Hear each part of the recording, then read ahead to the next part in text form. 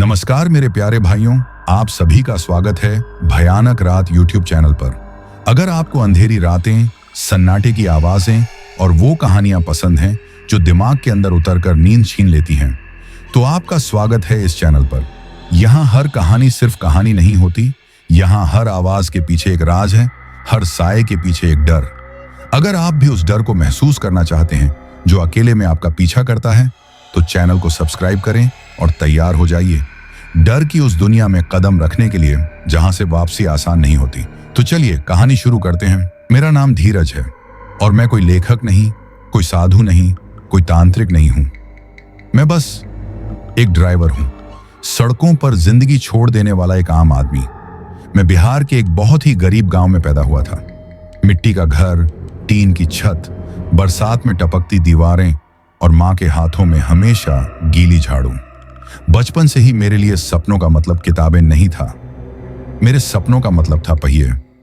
जब पहली बार मैंने गांव की कच्ची सड़क पर ट्रक को दहाड़ते देखा था ना, तब दिल में कुछ ऐसा हुआ था जैसे किसी ने भगवान के दर्शन करा दिए हों।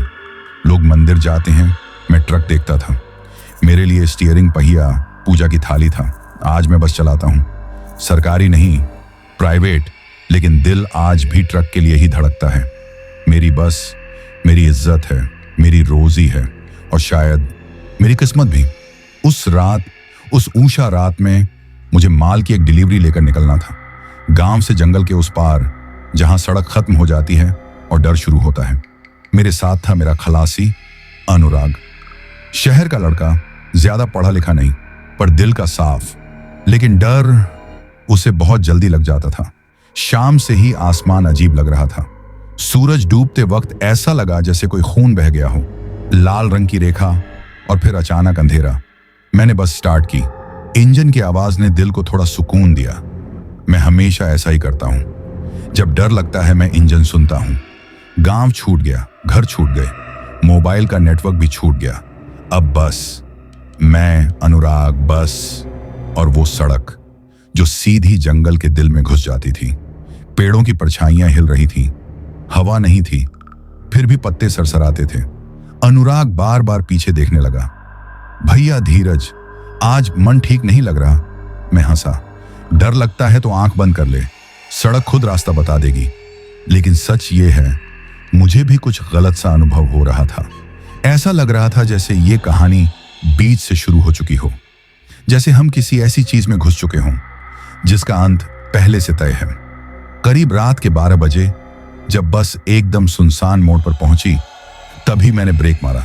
सड़क के बीचों बीच वो खड़ी थी, सफेद साड़ी, खुले बाल, चेहरा नीचे झुका हुआ। अनुराग की सांस रुक गई। भैया कोई है? मैंने हॉर्न दिया, वो नहीं हटी। मैंने शीशा नीचे किया। कौन है वहां? धीरे धीरे उसने गर्दन उठाई। मैं आज भी कसम खाकर कह सकता हूं, उसकी आंखें नहीं थीं, बस 2 गहरे काले गड्ढे थे। मेरे हाथ स्टीयरिंग पर जम गए, इंजन बंद हो गया और तभी उसने मुस्कुराकर कहा, धीरज, बहुत देर कर दी तुमने। मैंने अनुराग की तरफ देखा, वो बेहोश हो चुका था। मैंने गला साफ करने की कोशिश की, आवाज बाहर ही नहीं निकल रही थी। ऐसा लग रहा था जैसे किसी ने मेरी छाती के अंदर हाथ डालकर हवा निकाल ली हो। बस का इंजन बंद पड़ा था और अजीब बात यह थी कि मैंने चाबी निकाली ही नहीं थी। फिर भी सब कुछ शांत हो चुका था, न इंजन की आवाज, न जंगल की, बस वो और मैं। तुम मेरा नाम कैसे जानती हो? मैंने किसी तरह कहा। वो हंसी, लेकिन वो हंसी नहीं थी, वो हड्डियों के रगड़ने जैसी आवाज थी। उसने धीरे धीरे सड़क की तरफ कदम बढ़ाया। उसके पैर जमीन को छू ही नहीं रहे थे। साड़ी हवा में तैर रही थी और बाल ऐसे लहरा रहे थे जैसे पानी के अंदर हों।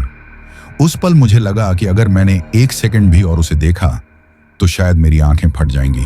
अनुराग अब भी सीट पर बेसुध पड़ा था।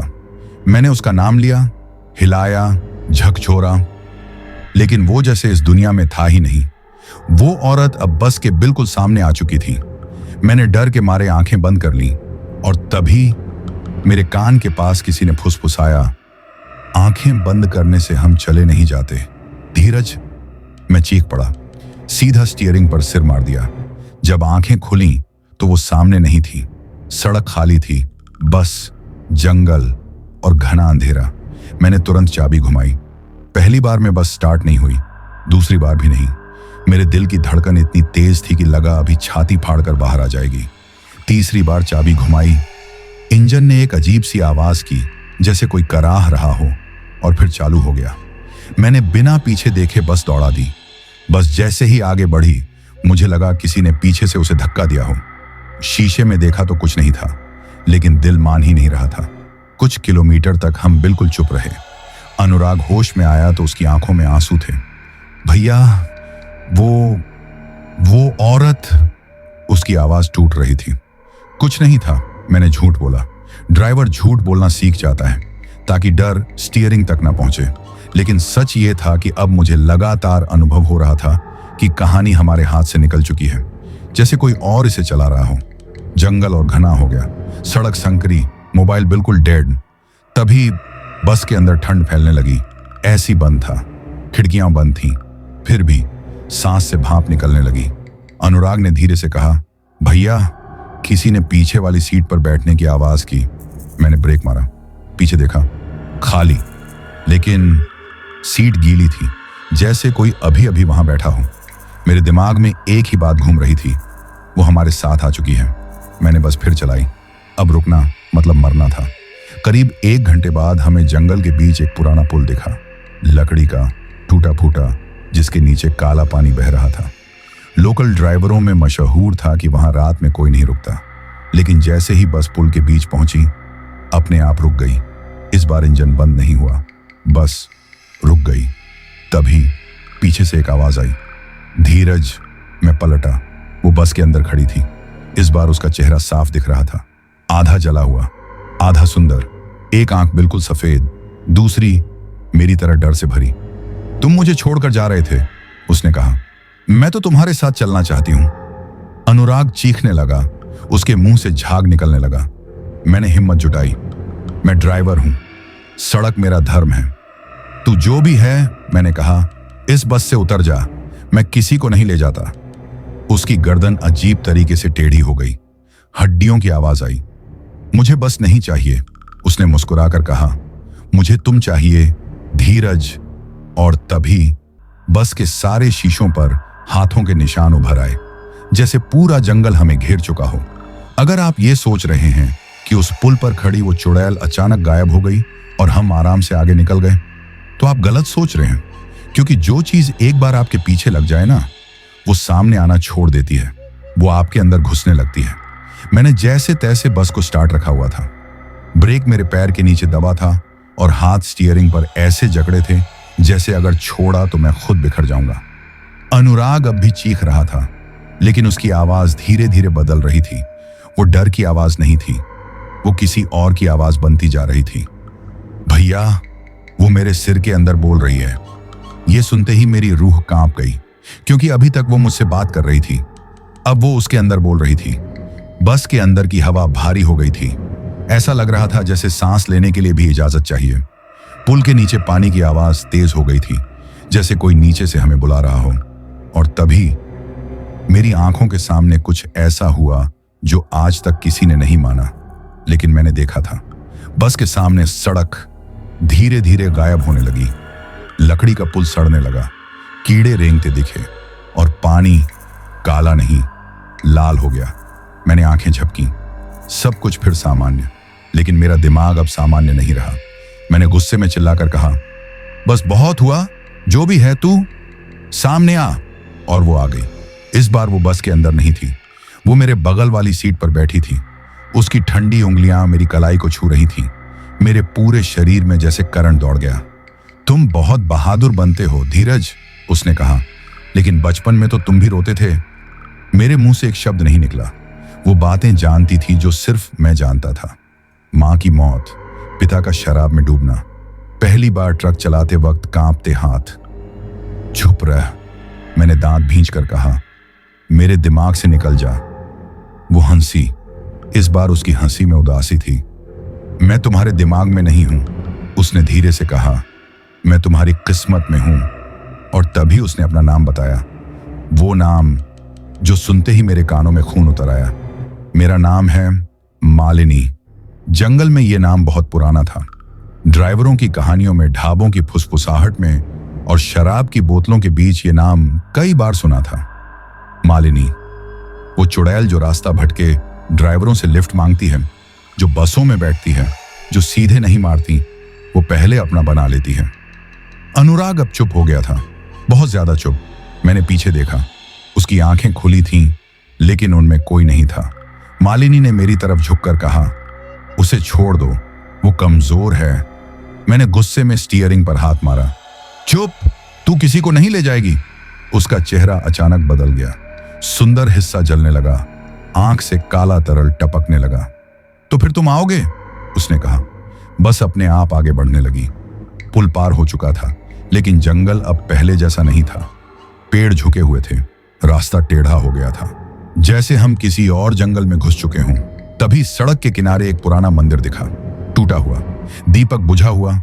मालिनी अचानक गायब हो गई, बस रुक गई। अनुराग की सांस वापस आने लगी, वो रोने लगा। भैया, वो चली गई। मैंने मंदिर की तरफ देखा। मेरे दिल ने कहा नहीं, क्योंकि मंदिर के दरवाजे पर कोई खड़ा था, एक बूढ़ा पुजारी, सफेद दाढ़ी और आंखों में डर। उसने मुझे देखते ही कहा, बस बंद करो बेटा, वो तुम्हें चिन्हित कर चुकी है। मेरे पैरों तले जमीन खिसक गई। कौन? मैंने पूछा। पुजारी ने मंदिर की घंटी हिलाई, उसकी आवाज जंगल में गूंज गई। मालिनी, अब तुम्हें छोड़ने वाली नहीं। घंटी की आवाज जंगल में ऐसे गूंजी जैसे किसी ने अंधेरे को चीर दिया हो। वो आवाज कोई साधारण आवाज नहीं थी, उसमें डर था, चेतावनी थी और कुछ ऐसा था जो मेरे सीने के अंदर तक उतर गया। मैं बस से नीचे उतरा, पैर कांप रहे थे, लेकिन दिमाग अब भी ड्राइवर वाला था। हालात चाहे जैसे हों, सामने जो हो उसे देखना जरूरी होता है। पुजारी ने मुझे ऊपर से नीचे तक देखा। उसकी आंखों में कोई सवाल नहीं था, जैसे वो सब कुछ पहले से जानता हो। अनुराग भी मेरे पीछे पीछे उतर आया था। उसका चेहरा पीला पड़ चुका था, जैसे खून सूख गया हो।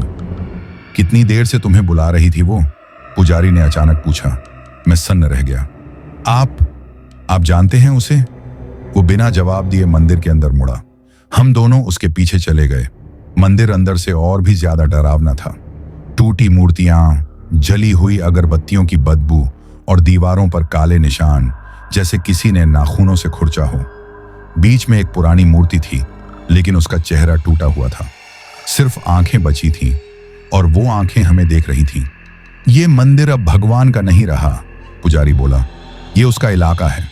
मेरा गला सूख गया। मालिनी, उसने सिर हिलाया। वो कभी इंसान थी। और फिर उसने जो कहानी सुनाई, उसने मेरे रोंगटे खड़े कर दिए। सालों पहले इसी जंगल के किनारे एक छोटा सा गांव था। वहां मालिनी नाम की एक औरत रहती थी।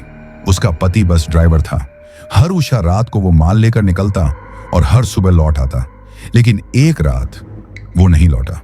बस मिली, खाली, जंगल में।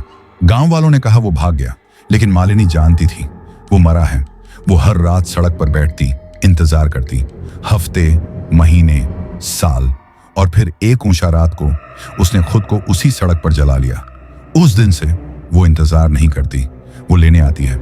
मेरे शरीर में झंझनाहट दौड़ गई। लेकिन उसने मुझे क्यों चुना? पुजारी ने मेरी तरफ देखा। क्योंकि तुम उसे उसके पति जैसे लगे। ये सुनकर मेरे पैर लड़खड़ा गए। बस ड्राइवर, उषा रात, गरीबी, सड़क से प्यार, सब कुछ वो तुम्हारे साथ इसीलिए चल रही है, पुजारी बोला, क्योंकि वो तुम्हें अपना समझ बैठी है। अनुराग रो पड़ा। बाबा, हमें बचा लीजिए। पुजारी ने एक लंबी सांस ली। बचाव आसान नहीं है। उसने मंदिर के अंदर से एक पुरानी तांबे की थाली निकाली। उसमें सिंदूर, राख और एक काली माला थी। उसे रोका जा सकता है, उसने कहा, लेकिन कीमत लगेगी। कैसी कीमत? मैंने पूछा। उसकी आवाज भारी हो गई। वो किसी को छोड़ेगी नहीं। या तो तुम्हें अपना बनाएगी या किसी और को ले जाएगी। मेरे दिमाग में अनुराग का चेहरा घूम गया। वो लड़का इस सब के लिए नहीं बना था। अगर मैं खुद को दे दूं? मैंने धीरे से पूछा। पुजारी ने मेरी आंखों में देखा। तो तुम जिंदा रहोगे, लेकिन ड्राइवर नहीं रहोगे। यह बात मेरे लिए मौत से भी भारी थी। तभी मंदिर की दीवारें हिलने लगीं, हवा ठंडी हो गई, दीपक अपने आप बुझ गया, और उसी अंधेरे में वो आवाज आई, धीरज। मालिनी मंदिर के दरवाजे पर खड़ी थी। इस बार वो और भी भयानक लग रही थी। उसका पूरा शरीर जला हुआ था, जैसे आग से बनी हो। तुम यहां छुप रहे हो? वो हंसी। मैं तो बस तुमसे बात करना चाहती हूं। पुजारी ने घंटी जोर से बजाई। मालिनी चीखी, रुको! मैंने चिल्लाया। सब रुक गया। मैंने एक कदम आगे बढ़ाया। अगर मुझे तुम्हारे साथ जाना पड़े तो अनुराग को छोड़ दो। उसकी आंखों में चमक आ गई। सच? मैंने सिर हिलाया। पुजारी ने मेरा हाथ पकड़ा। सोच समझ कर बोलो बेटा। लेकिन मैं समझ चुका था। सड़क पर हर ड्राइवर कभी न कभी किसी और को बचाने के लिए खुद को खतरे में डालता है। मालिनी मेरे करीब आई। उसकी गर्म सांस मेरे चेहरे पर पड़ी। उषा रात को उसने कहा, तुम मेरे साथ चलोगे? और फिर वो गायब हो गई। मंदिर शांत हो गया। पुजारी ने धीमी आवाज में कहा, अब खेल शुरू हुआ है। उस रात मंदिर से निकलने के बाद हम दोनों, मैं और अनुराग, काफी देर तक कुछ नहीं बोले। बस खड़ी थी। इंजन चालू नहीं किया गया था और जंगल फिर से वैसा ही लगने लगा था जैसे कुछ हुआ ही ना हो। लेकिन मेरे अंदर सब कुछ बदल चुका था। अब मैं भाग नहीं रहा था। अब मैं इंतजार कर रहा था। पुजारी ने जाते जाते बस इतना कहा था, उषा रात को जंगल रास्ता नहीं बदलता, ड्राइवर बदल देता है। अनुराग मेरी तरफ देखता रहा। उसकी आंखों में सवाल था, डर था और थोड़ी सी उम्मीद भी कि शायद मैं ये सफर रद्द कर दूं। लेकिन वो मुझे नहीं जानता था। मैं बचपन से सीख चुका था कि अगर सड़क ने किसी को चुन लिया तो वो मुड़ती नहीं। हमने वहीं रात काटी, मंदिर के बाहर, बस के अंदर। नींद किसी को नहीं आई। हर आवाज पर ऐसा लगता था जैसे वो आ गई हो। सुबह हुई तो जंगल शांत था, बहुत ज्यादा शांत, जैसे किसी तूफान से पहले की खामोशी। मैंने अनुराग से कहा, तू वापस गांव चला जा। वो चौंक गया। और आप? मैंने बस की बॉडी पर हाथ फेरा। मुझे एक आखिरी डिलीवरी करनी है। वो समझ गया। शायद इसलिए उसने और कुछ नहीं कहा। दोपहर होते होते वो चला गया और मैं अकेला रह गया। पूरे दिन मेरे दिमाग में वही आवाज गूंजती रही, उषा रात को तुम मेरे साथ चलोगे। शाम ढलने लगी। सूरज फिर खून की तरह डूबा। मैंने बस स्टार्ट की। इस बार हाथ नहीं कांपे। इंजन की आवाज मुझे ताकत दे रही थी। जैसे जैसे अंधेरा बढ़ता गया, जंगल बदलने लगा। पेड़ और पास आ गए, रास्ता और संकरा हो गया। और फिर वो समय आ गया, उषा रात। घड़ी में ठीक 12 बजे। बस की हेडलाइट अपने आप धीमी हो गई। रेडियो जो बंद था अपने आप चालू हो गया। उसमें से कोई गाना नहीं आ रहा था, बस धीमी सी सिसकी। और तभी पीछे वाली सीट से आवाज आई, तुम आ गए? मैंने ब्रेक नहीं मारा। मैं रुका नहीं। मैंने कहा था, मैंने सामने देखते हुए कहा, मैं ड्राइवर हूं, बात करनी है तो सामने बैठ। हवा ठंडी हो गई और अगले ही पल वो मेरी बगल वाली सीट पर थी। मालिनी। इस बार वो जली हुई नहीं थी। वो बिल्कुल वैसी लग रही थी जैसी जिंदा इंसान, सुंदर, शांत, खतरनाक। तुम डर नहीं रहे? उसने कहा। मैं हंसा। डर और मैं अब पुराने दोस्त हैं। उसने मुझे देखा लंबे वक्त तक। तुम मुझसे भाग सकते थे, वो बोली, लेकिन आए क्योंकि सौदा अधूरा था। मैंने कहा। बस आगे बढ़ती रही। सड़क अब मुझे पहचानी नहीं लग रही थी। तुम जानते हो, मालिनी ने कहा, मैं किसी को जबरदस्ती नहीं ले जाती। मैंने उसकी तरफ देखा तो फिर इतने लोग। उसकी आंखों में अंधेरा उतर आया। लोग खुद टूटे हुए होते हैं, मैं बस उन्हें पूरा करती हूं। उसने मुझे अपनी कहानी फिर से सुनाई, लेकिन इस बार दर्द के साथ। उसका पति, उसकी आखिरी उषा रात, बस का खाली लौटना और फिर उसका इंतजार। मैं बस किसी ऐसे का इंतजार कर रही थी, उसने कहा, जो मुझे छोड़कर भागे नहीं। बस अचानक रुक गई। सड़क खत्म हो चुकी थी। आगे कुछ नहीं था, बस जंगल और धुंध। यही फैसला होगा, मालिनी बोली। मैंने बस से उतरकर आखिरी बार स्टीयरिंग को छुआ। मेरे भगवान, अगर मैं तुम्हारे साथ चला गया, मैंने कहा, तो ये बस। वो मुस्कुराई। ये आजाद हो जाएगी। मैंने आंखें बंद की और तभी पीछे से एक आवाज आई, भैया। अनुराग। वो दौड़ता हुआ आ रहा था। मालिनी की शक्ल बदल गई। गुस्सा, आग। तुमने वादा किया था, वो चीखी। मैं समझ गया, वो मुझे नहीं ले जा सकती थी अगर मैंने खुद को पूरी तरह नहीं सौंपा, और मैं सौंपने वाला नहीं था। मैं बस में वापस बैठा, इंजन स्टार्ट किया। मालिनी चीखती रही, जंगल कांपता रहा, और जैसे ही मैंने बस मोड़ी, सब कुछ गायब हो गया। सड़क वापस आ गई, जंगल शांत हो गया, सुबह हो चुकी थी।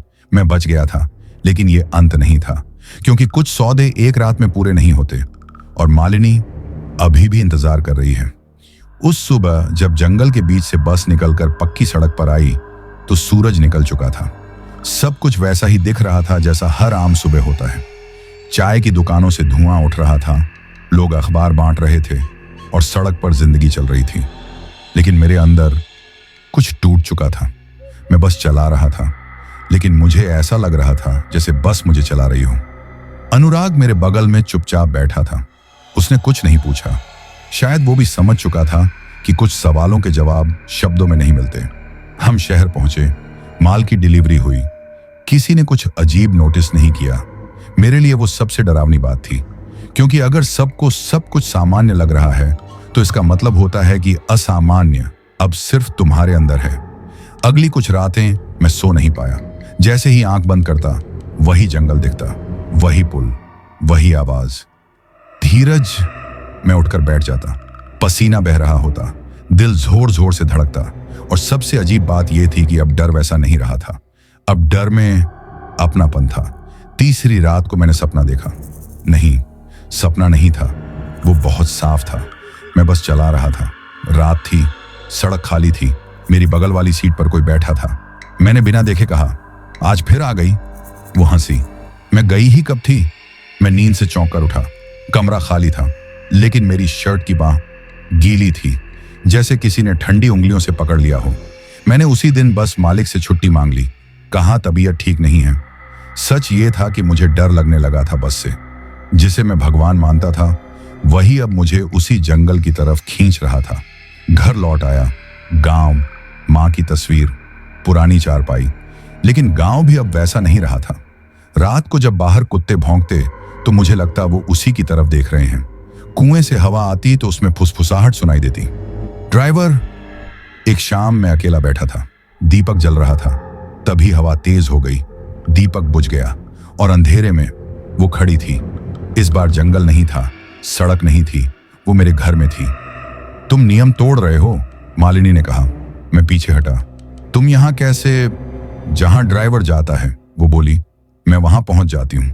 उसकी आवाज में गुस्सा नहीं था, न शिकायत, बस दावा था। तुमने सौदा पूरा नहीं किया, उसने कहा, इसलिए रास्ता खुला रह गया है। मुझे उस पुजारी की बात याद आई। कुछ सौदे एक रात में पूरे नहीं होते। क्या चाहती हो? मैंने थके हुए स्वर में पूछा। वो मेरे करीब आई, इतनी करीब कि मैं उसकी सांस महसूस कर सका। मैं चाहती हूं कि तुम भागना बंद करो, उसने कहा। डर से नहीं, अपने आप से। उस रात उसने मुझे नहीं छुआ, न कुछ तोड़ा, बस चली गई। लेकिन जाते जाते वो जो कह गई, वो मेरे लिए सबसे खतरनाक था। अगली उषा रात को वो बोली, अगर तुम बस नहीं चलाओगे तो कोई और चलेगा। और वो, उसने मुस्कुराकर कहा, बचेगा नहीं। मैं समझ गया। अब ये सिर्फ मेरी कहानी नहीं रही थी, अब ये उन सब की कहानी थी जो उस रास्ते से गुजरने वाले थे। मैंने अगली सुबह फैसला कर लिया, मैं भागूंगा नहीं, लेकिन झुकूंगा भी नहीं। अगर सड़क ने मुझे चुना है तो मैं भी सड़क को चुनूंगा, क्योंकि ड्राइवर का धर्म सिर्फ गाड़ी चलाना नहीं होता, कभी कभी उसे रास्तों की रखवाली भी करनी पड़ती है। आप लोग शायद ये सोच रहे होंगे कि मैं कोई हीरो हूं, कि मैंने डर को चुनौती देने का फैसला बड़े आराम से कर लिया। लेकिन सच्चाई ये है कि उस रात जब मैंने तय किया कि अगली उषा रात में फिर बस चलाऊंगा, मैं अंदर से पूरी तरह टूट चुका था। डर अब अचानक आने वाली चीज नहीं रहा था। डर अब मेरी दिनचर्या बन चुका था। उठते ही, सोते ही, खाना खाते वक्त भी मुझे लगता था कि कोई मुझे देख रहा है। लेकिन एक बात साफ थी, अगर मैं नहीं निकला तो कोई और निकलेगा और वो नहीं बचेगा। यही सोच मुझे ड्राइवर बनाए रखे हुए थी। मैं वापस शहर गया। बस मालिक ने मुझे देखकर हैरानी से पूछा, सब ठीक तो है धीरज? मैंने झूठ नहीं बोला। नहीं, मैंने कहा, लेकिन बस चलानी है।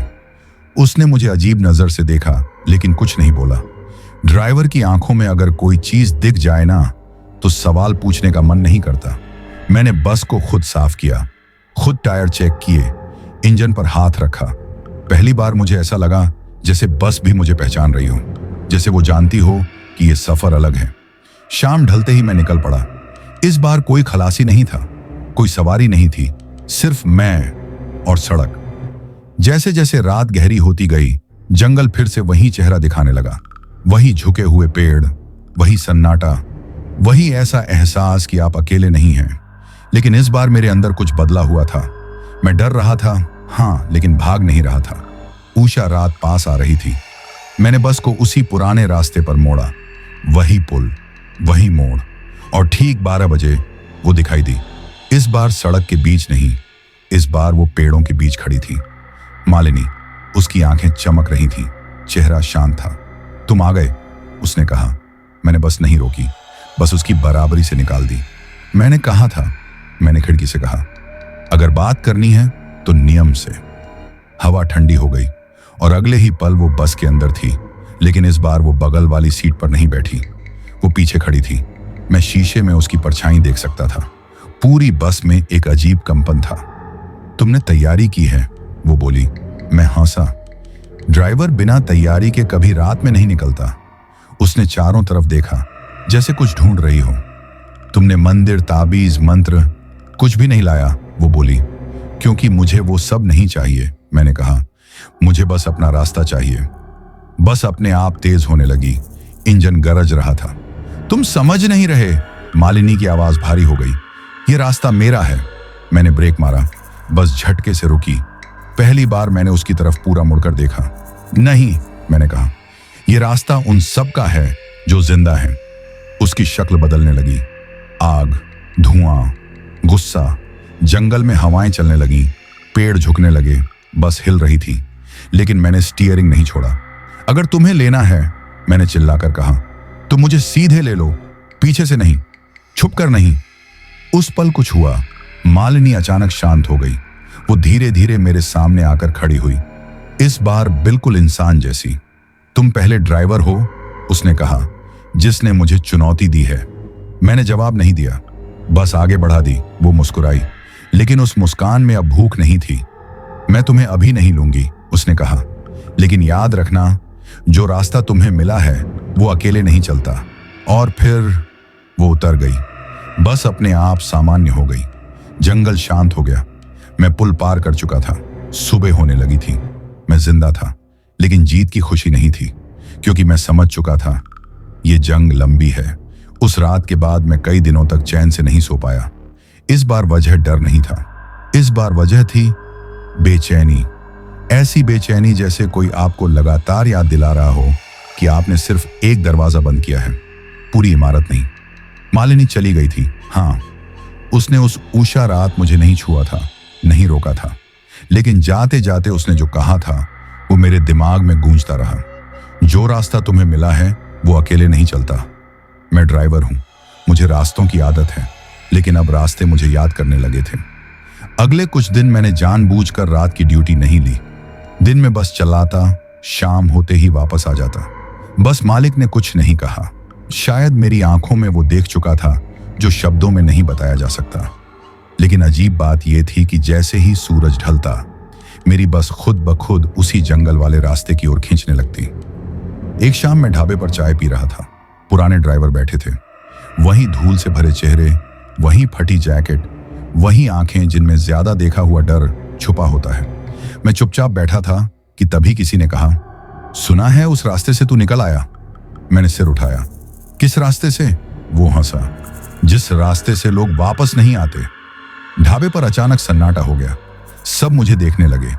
एक बूढ़ा ड्राइवर, जिसकी आवाज शराब और रातों से घिस चुकी थी, बोला, मालिनी मिली थी ना? मेरे हाथ से चाय का गिलास छूटते छूटते बचा। वो बस शुरुआत है, उसने धीमे से कहा। जंगल में एक नहीं, कई नाम हैं। मैंने पहली बार उस डर को महसूस किया जो चुड़ैल से भी बड़ा था। कौन से नाम? बूढ़े ने इधर उधर देखा, फिर बोला, जो नाम लिया जाए वो जाग जाता है। उस रात मैं फिर नहीं रुका, बस उठाई और निकल पड़ा। मन कह रहा था मत जा, लेकिन सड़क बुला रही थी। जंगल में घुसते ही माहौल बदला, लेकिन इस बार वो मालिनी जैसा नहीं था। इस बार हवा भारी नहीं थी, इस बार हवा देख रही थी। मुझे ऐसा लग रहा था जैसे पेड़ों की आंखें हों, जैसे हर मोड़ पर कोई खड़ा हो लेकिन दिखे नहीं। तभी मुझे पहली बार एहसास हुआ कि ये वही रास्ता नहीं है, ये उससे अलग था। सड़क वही थी, लेकिन अनुभव अलग। एक मोड़ पर मैंने ब्रेक मारा, सड़क के किनारे 3 लोग खड़े थे, तीनों एक जैसे, सफेद कपड़े, चेहरे बिना भाव। कोई और ड्राइवर होता तो शायद रुक जाता। मैं नहीं रुका, लेकिन बस अपने आप धीमी हो गई। उनमें से एक ने हाथ उठाया, हथेली आगे की ओर, जैसे रोक रहा हो। मत रुको, मेरे अंदर से आवाज आई। मैंने एक्सीलरेटर दबाया और तभी बस के अंदर किसी ने हंस दिया। ये हंसी मालिनी की नहीं थी, ये हंसी ठंडी थी, खोखली। वो हम हैं, पीछे से आवाज आई। रास्ते के रखवाले। मेरी रीढ़ में झुरझुरी दौड़ गई। शीशे में देखा, पीछे वाली सीट पर तीनों बैठे थे, एक साथ। मैंने गाड़ी नहीं रोकी, आवाज नहीं निकाली। तुमने मालिनी को वापस भेज दिया, उनमें से एक बोला। तुमने नियम तोड़ा। मैंने कोई नियम नहीं माना, मैंने कहा। मैं बस चला रहा हूं। वो हंसे। यही तो नियम है, धीरज। अब उन्होंने मेरा नाम लिया। मुझे समझ आ गया, अब मेरा नाम रास्तों में फैल चुका है। हर जंगल में एक नहीं होता, दूसरे ने कहा। एक इंतजार करता है, एक भटकाता है और एक लौटने नहीं देता। मालिनी इंतजार करती है, तीसरे ने कहा। हम फैसला करते हैं। बस की लाइट झपकने लगी। इंजन भारी हो गया। मैंने पहली बार डर को अपने गले तक आते महसूस किया, लेकिन इस बार भी मैंने स्टीयरिंग नहीं छोड़ा। अगर फैसला करना है, मैंने कहा, तो सामने बैठकर करो। अचानक बस रुक गई। तीनों उतर गए। सड़क खाली, जंगल शांत, मैं अकेला। मैं समझ गया, ये चेतावनी थी। मालिनी एक कहानी थी, लेकिन जंगल एक किताब है और मैं उसका एक पन्ना बन चुका हूं। उस रात के बाद से चीजें बदल गईं। अब जब मैं बस चलाता हूं तो सिर्फ सवारी नहीं देखता, मैं देखता हूं कौन दिखाई नहीं दे रहा। क्योंकि अब मुझे पता है, कुछ रास्ते सिर्फ दूरी नहीं होते, कुछ रास्ते चुनते हैं। मैंने उस रात बस वापस मोड़ी थी, लेकिन घर नहीं गया, क्योंकि अब घर जैसा कुछ बचा ही नहीं था। जहां जाता वही आवाजें पीछा करती, जहां रुकता वही एहसास घेर लेता। 3 साए, रास्ते के रखवाले। उनकी हंसी अब भी मेरे कानों में थी। हम फैसला करते हैं। मैं जानता था अगली ऊषा रात कुछ और लेकर आएगी। इस बार न मालिनी, न वही जंगल, कुछ नया, कुछ ज्यादा खतरनाक। मैंने बस को शहर के बाहर एक पुराने बस स्टैंड पर खड़ा किया। वो जगह सालों से बंद पड़ी थी। लोग कहते थे वहां रात में कोई नहीं रुकता, लेकिन मुझे अब ऐसे इलाकों की आदत हो चुकी थी। डर अब बाहर नहीं था, डर मेरे अंदर बैठ चुका था। रात गहरी होने लगी। मैं ड्राइवर सीट पर बैठा रहा। तभी मुझे एहसास हुआ कि बस में कोई और है। कोई आवाज नहीं, कोई परछाई नहीं, बस एक मौजूदगी। मैं जानता हूं तुम हो, मैंने कहा। छुपने की जरूरत नहीं। धीरे धीरे सामने वाली सीट पर एक आदमी दिखाई दिया। आदमी या कुछ और। उसने ड्राइवर की वर्दी पहन रखी थी, पुरानी, फटी हुई, चेहरा पीला, आंखें बहुत गहरी। तू मुझे नहीं पहचानता? उसने पूछा। मैं उसे देखता रहा, फिर अचानक दिल बैठ गया। रामविलास, वो वही ड्राइवर था जो सालों पहले उसी जंगल वाले रास्ते पर गायब हो गया था, जिसकी बस खाई में मिली थी, जिसकी लाश कभी नहीं मिली। मैं गया नहीं था, वो बोला। मैं यही हूं। मेरे हाथ कांपने लगे। तुम मरे हो? वो हंसा। मरना आसान होता है धीरज, फंस जाना मुश्किल। उसने मुझे वो बातें बताई जो कोई जिंदा इंसान नहीं जान सकता था। मालिनी से पहले क्या था, रास्ते के रखवाले कैसे बने, और कैसे कुछ ड्राइवर रास्ते का हिस्सा बन जाते हैं। हर कुछ साल में, वो रामविलास बोला, रास्ता एक नया ड्राइवर चुनता है। मैंने आंखें बंद कर ली। और इस बार मैं, उसने सिर हिलाया।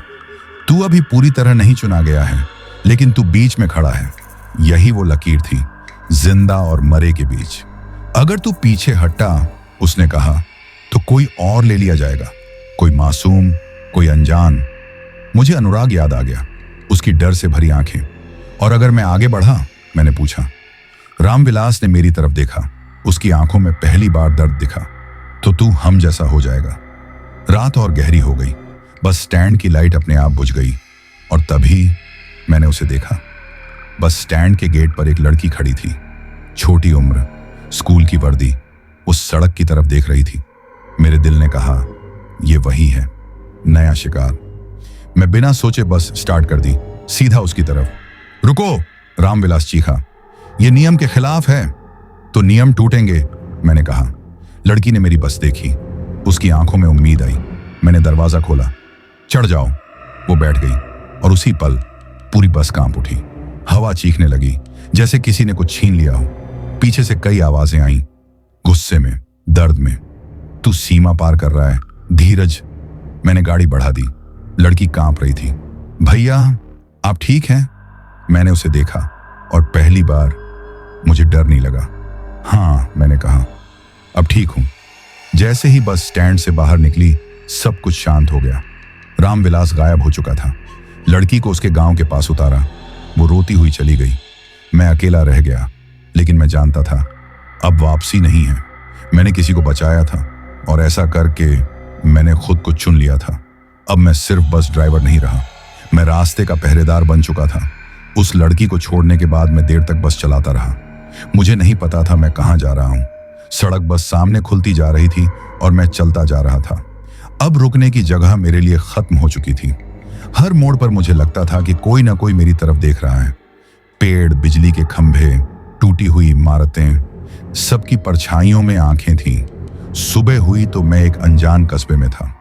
बस एक चाय की दुकान पर रुकी। चाय वाला मुझे ऐसे देख रहा था जैसे कोई भटका हुआ आदमी अचानक उसकी दुनिया में आ गिरा हो। मैंने चाय ली, लेकिन स्वाद महसूस नहीं हुआ। मेरे अंदर कुछ भारी बैठा था। मैं जानता था अगली उषा रात अब दूर नहीं है। दोपहर होते होते हवा बदलने लगी। बादल बिना आवाज के जमा होने लगे। ये बारिश वाले बादल नहीं थे, ये वैसे बादल थे जो रात को जल्दी बुला लेते हैं। मेरे मोबाइल की घड़ी अपने आप बार बार रुक जा रही थी, जैसे समय भी तय नहीं कर पा रहा हो कि आगे बढ़ना है या नहीं। शाम ढली। मैं फिर उसी जंगल वाले रास्ते की ओर था। इस बार किसी ने मुझे बुलाया नहीं था, लेकिन मुझे पता था आज सब आएंगे। जैसे ही बस जंगल में घुसी, माहौल तुरंत बदल गया। हवा भारी हो गई, लेकिन इस बार ठंड नहीं थी, इस बार गर्मी थी, जैसे जंगल जल रहा हो। बस के शीशे अपने आप धुंधले होने लगे। इंजन की आवाज भारी और धीमी हो गई। उषा रात का समय पास आ रहा था और तभी सड़क के बीच वो खड़ी थी, मालिनी। लेकिन इस बार वो अकेली नहीं थी। उसके पीछे 3 साए खड़े थे, रास्ते के रखवाले। तीनों की आंखें जल रही थीं, उनके चेहरे साफ दिख रहे थे और उनके बीच एक खामोश समझौता। मैंने बस रोकी, दरवाजा नहीं खोला। तुमने जो किया, मालिनी ने कहा, वो मेरा अपमान था। उसकी आवाज में दर्द था, गुस्सा नहीं। तुमने मेरी भूख छीनी। मैंने स्टीयरिंग पकड़े पकड़े कहा, तुम भूखी नहीं हो, तुम बस अधूरी हो। रास्ते के रखवाले आगे आए। ड्राइवर, उनमें से एक बोला, तू सीमा भूल चुका है। नहीं, मैंने कहा, मैंने सीमा देख ली है। तभी जमीन कांपने लगी, पेड़ झुक गए, हवा चीखने लगी। मालिनी मेरी तरफ बढ़ी। अब उसका चेहरा बदल रहा था। आधा वही सुंदर औरत, आधा जली हुई आत्मा। अगर तुम रास्ते के रखवाले बनना चाहते हो, उसने कहा, तो कीमत चुकानी पड़ेगी। क्या कीमत? मैंने पूछा। रास्ते के रखवालों ने एक साथ कहा, यादें। मेरे दिल में जैसे किसी ने छुरा घोंप दिया। किसकी यादें? मालिनी ने मेरी आंखों में देखा, जिससे तुम सबसे ज्यादा जुड़े हो। मां की तस्वीर मेरी आंखों के सामने आ गई। गरीब घर, पहली बार बस पकड़ते हाथ, सब कुछ। अगर मैं मना कर दूं? मैंने पूछा। तीनों साए एक साथ हंसे। तो अगली उषा रात किसी और की बारी होगी। मैं चुप हो गया। बस के अंदर सन्नाटा था। इंजन भी जैसे सांस रोककर खड़ा था। मैंने आंखें बंद की और फिर मैंने फैसला कर लिया। मेरी यादें ले लो, मैंने कहा, लेकिन यह रास्ता अब किसी को नहीं खाएगा। जंगल एक पल के लिए शांत हो गया। मालिनी की आंखों से आंसू निकले, काले आंसू। तुम जानते हो इसका मतलब क्या है? उसने पूछा। मैंने सिर हिलाया। हाँ, मैं जानता हूं। उसने मेरे माथे पर हाथ रखा। तेज दर्द हुआ, ऐसा दर्द जैसे कोई दिमाग के अंदर से कुछ खींच रहा हो। मुझे मां का चेहरा धुंधला पड़ता महसूस हुआ। बचपन की आवाजें दूर जाने लगी। पहली बस, पहली कमाई, सब धीरे धीरे, और फिर शांति। जब मैंने आंखें खोली, जंगल वैसा ही था। मालिनी और साए गायब थे। बस स्टार्ट थी। मैं अकेला था, लेकिन अंदर मैं अधूरा था। मुझे पता था अब मैं हमेशा के लिए बदल चुका हूं। मैं रास्ते का पहरेदार बन गया था, लेकिन अपनी जड़ों के बिना। आज मैं आपको यह कहानी सुना रहा हूं क्योंकि कुछ यादें गई हैं, सब नहीं। शायद इसलिए ताकि मैं ये बता सकूं, हर ड्राइवर जो रात में निकलता है वो सिर्फ सवारी नहीं ढोता, मुझे याद नहीं कि मेरी माँ की आवाज कैसी थी। मुझे याद नहीं कि बचपन में पहली बार बस चलाते समय हाथ क्यों कांप रहे थे। लेकिन मुझे ये साफ याद है कि उस रात के बाद डर मुझसे छिन गया था। और जब किसी इंसान से डर छिन जाता है ना, तो भगवान उसे बहुत खतरनाक जगह पर खड़ा कर देता है। उस सुबह मैं एक सुनसान बस डिपो में खड़ा था। बस मेरी थी, रास्ता मेरा था, लेकिन अंदर कुछ नहीं था। मैं शीशे में खुद को देख रहा था। चेहरा वही था, लेकिन आंखों में वो चमक नहीं थी। ऐसी चमक जो कहती है मैं जी रहा हूं। बस स्टार्ट की। इंजन की आवाज अब मुझे सुकून नहीं देती थी। पहले मैं बस से प्यार करता था, अब बस मेरा हिस्सा बन चुकी थी। दोपहर होते होते मुझे पहली सवारी मिली। 4 लोग, एक परिवार, और तभी कुछ अजीब हुआ। मैं उन्हें देखकर समझ गया, ये लोग आज घर नहीं पहुंचेंगे। मुझे नहीं पता कैसे। कोई आवाज नहीं, कोई इशारा नहीं, बस एक भारी एहसास। मैंने पहली बार ब्रेक मारी, बस साइड में लगाई और खुद से कहा, धीरज, अब तू क्या बनेगा? अगर मैं चुप रहता तो मैं वही बन जाता जो रास्ते के रखवाले चाहते थे। अगर मैं बोलता तो शायद नियम टूट जाते। पीछे से बच्चे की आवाज आई, अंकल बस क्यों रोक दी? मैं कुछ बोल नहीं पाया। उषा रात अभी दूर थी, लेकिन मौत पास थी। मैंने पहली बार अपने अंदर की उस आवाज को सुना जो डर से नहीं, जिम्मेदारी से पैदा होती है। आप लोग उत्तर जाइए, मैंने कहा, आगे रास्ता ठीक नहीं है। आदमी हंसा, अरे ड्राइवर साहब, अगर तू इन्हें जाने देगा, उसकी आवाज मेरे दिमाग में गूंजी, तो तू अपने सौदे से मुकर जाएगा। मैंने पहली बार जवाब दिया, सौदा इंसानियत से बड़ा नहीं होता। हवा कांप गई, रखवाले की आंखें लाल हुईं। तो तू इंसान बना रहेगा? उसने पूछा। मैंने सिर हिलाया। बस का दरवाजा खुला, परिवार उतर गया। जैसे ही आखिरी बच्चा जमीन पर उतरा, रास्ता अचानक धंस गया। अगर बस वहां होती तो सब खत्म। सन्नाटा छा गया, रखवाला गायब हो गया। मैं बस में बैठा कांप रहा था, डर से नहीं, उस कीमत से जो अब आने वाली थी। उस परिवार को उतारने के बाद मैं देर तक बस में बैठा रहा। इंजन बंद था, लेकिन मेरे कानों में अब भी उसकी गूंज थी, जैसे बस मुझसे कुछ कहना चाहती हो। पहली बार मुझे अपनी बस से डर लगा। रात उतर रही थी। ऊषा रात आने से पहले का वो समय जब हवा बहुत भारी हो जाती है और पेड़ों की परछाइयां जमीन पर नहीं, दिल पर गिरती हैं। मैंने बस स्टार्ट की। सड़क अब वैसी नहीं थी जैसी रोज होती थी। डामर की परत जगह जगह से उखड़ी हुई, जैसे किसी ने नाखूनों से रास्ता नोच लिया हो। चारों तरफ जंगल था और जंगल में एक अजीब सी खामोशी। तभी पीछे की सीट से आवाज आई, धीरज भैया। मेरे हाथ स्टीयरिंग पर कस गए। बस में कोई सवारी नहीं थी, मैंने खुद देखा था। धीरज भैया, मैं हूं। आवाज जानी पहचानी थी, बहुत जानी पहचानी। मैंने शीशे में देखा, अनुराग, मेरा खलासी, वही अनुराग जो उस पहली उषा रात में बस से उतरकर कभी वापस नहीं आया था। लेकिन जो दिख रहा था वो पूरा अनुराग नहीं था। उसकी आंखें बहुत शांत थीं, इतनी शांत कि उनमें जिंदगी नहीं थी। उसके कपड़ों पर न मिट्टी थी न खून, बस एक अजीब सी नमी, जैसे वो अभी अभी किसी और ही दुनिया से आया हो। तू जिंदा है? मेरी आवाज कांप गई। अनुराग मुस्कुराया, जिंदा और मरा, अब इन शब्दों का मतलब बदल गया है भैया। बस अपने आप धीमी हो गई, इंजन जैसे उसकी मौजूदगी महसूस कर रहा हो। तू यहां कैसे? मैंने पूछा। वो सामने वाली सीट पर बैठ गया। जिस रास्ते पर तुम चलते हो वहीं से मैं भी आया हूं, बस फर्क इतना है, तुम सौदे पर हो, मैं सजा पर। मेरे दिल में कुछ टूट गया। उस रात, अनुराग बोला, जब मालिनी ने तुम्हें छोड़ा तो मुझे उठा लिया। मैंने कुछ कहना चाहा, लेकिन शब्द गले में अटक गए। मुझे रास्ते का सेवक बना दिया गया, वो बोला, पर बिना चुनाव के। अब मुझे समझ आने लगा था, रास्ते के रखवाले हर बार ड्राइवर को ही नहीं चुनते, कभी कभी खलासी को भी। बस अचानक रुक गई। सामने वो जगह थी, पुराना पीपल का पेड़, जिसकी जड़ों के नीचे कभी मैंने पहली बार मालिनी को देखा था। हवा ठंडी हो गई, बहुत ठंडी। अनुराग खड़ा हुआ। आज उषा रात है भैया, और आज फैसला होगा। किसका? मैंने पूछा। वो मेरी तरफ झुका। तुम्हारा। तभी पेड़ के नीचे से आवाज आई, मालिनी। लेकिन इस बार वो पहले जैसी नहीं थी। उसका चेहरा फीका था, आंखों में थकान थी।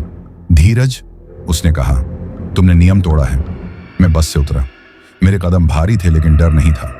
अगर नियम इंसानों की जान लेता है, मैंने कहा, तो उसे टूटना चाहिए। रास्ते के रखवाले एक एक करके प्रकट हुए चारों तरफ से। तुम्हें चेतावनी दी गई थी, एक बोला। और तुमने इंसान चुना, दूसरा बोला। मालिनी आगे आई। अब कीमत दोगे? मैं तैयार हूं, मैंने कहा, लेकिन अनुराग को छोड़ दो। अनुराग ने मेरी तरफ देखा। पहली बार उसकी आंखों में नमी आई। भैया, वो बोला, यह रास्ता किसी को मुफ्त नहीं छोड़ता। जमीन कांपने लगी, पीपल के पत्ते गिरने लगे। आज उषा रात में, मालिनी बोली, या तो तुम पूरी तरह रास्ते के हो जाओगे या फिर यह रास्ता तुम्हें खा जाएगा। मैंने आसमान की तरफ देखा। तारे नहीं थे, बस अंधेरा। उषा रात पूरी तरह उतर चुकी थी। पीपल के पेड़ के नीचे हवा बिल्कुल बंद हो गई थी। जंगल सांस नहीं ले रहा था, जैसे सब कुछ सिर्फ मेरे फैसले का इंतजार कर रहा हो। मालिनी सामने खड़ी थी, रास्ते के रखवाले चारों तरफ, और अनुराग, मेरा खलासी, मेरे और अंधेरे के बीच खड़ा था। उसकी आंखों में अब डर नहीं था, बस एक थकी हुई सच्चाई। भैया, उसने बहुत धीमे कहा, आज अगर कोई जाएगा तो वो मैं नहीं होना चाहिए। मैंने पहली बार जोर से चिल्लाया, नहीं, काफी हो चुका है, अब कोई और नहीं मरेगा। रास्ते के रखवालों में हलचल हुई।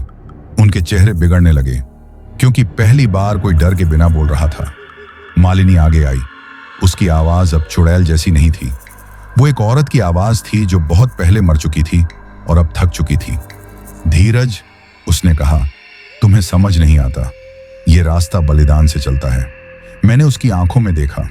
हर रास्ता नहीं, मैंने कहा, कुछ रास्ते माफी से भी चलते हैं। उसने सिर झुका लिया और तभी मुझे सब समझ आ गया। मालिनी रास्ते की रानी नहीं थी, वो भी कभी किसी की बेटी थी, किसी ड्राइवर की सवारी, जिसे इसी उषा रात में इसी पीपल के नीचे छोड़ दिया गया था। रास्ते ने उसे चुड़ैल बनाया, न कि उसकी आत्मा ने। मैं आगे बढ़ा, पीपल के पेड़ के नीचे खड़ा हुआ, और पहली बार मैंने अपनी बस को देखा जैसे कोई भगवान को देखता है। अगर किसी को जाना ही है, मैंने कहा, तो मैं जाऊंगा। अनुराग चिल्लाया, नहीं भैया, लेकिन मैं मुस्कुरा दिया। तू घर जा, मैंने कहा, मेरी तरफ से जिंदगी जी। मैंने स्टीयरिंग को आखिरी बार छुआ और पेड़ की जड़ों के बीच खड़ा हो गया। रास्ते के रखवाले पीछे हट गए। मालिनी की आंखों से आंसू गिरे। इस बार काले नहीं, साफ। आज से, उसने कहा, यह रास्ता किसी ड्राइवर को नहीं खाएगा। हवा तेज हो गई, आसमान फटा और एक अजीब सी रोशनी फैल गई।